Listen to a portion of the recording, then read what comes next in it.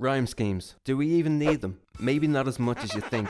That is, if you know what to do instead. In this video, I'm going to share how to write a song that doesn't rhyme. The repetition of sound that results in using rhyme in our lyrics can make them easier to remember. That's one of the reasons that nursery rhymes stick with us for so long. So songs that don't rhyme can often avoid this nursery rhyme cheesy trap and come across as more serious and mature.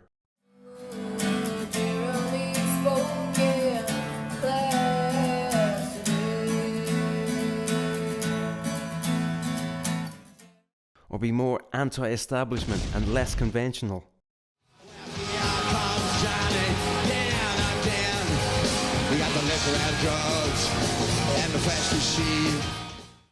But there are ways to have our cake and eat it too. The most obvious type of rhyme is end-line rhyming, the repetition of similar sounds at the end of a line. But a far more underused approach is to put that repetition at the start of a lyrical line.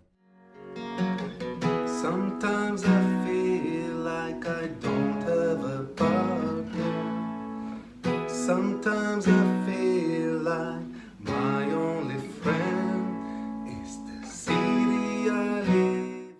Start of line repetition, or Anaphora as it's called, is the repetition of words or phrases at the start of a line. Under the Bridge by the Chili Peppers doesn't rhyme, but it kicks off each verse with this technique. Of course, rhymes do more than just making lyrics easier to remember. That repetition of sound can be used to highlight important words and ideas. Singing sweet songs, melodies pure and true. Singing, this is my message to you.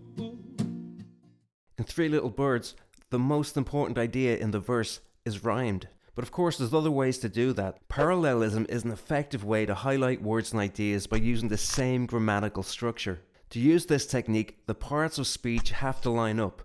That's to say, the same number of verbs and nouns in the same tense and the same form using the same rhythm.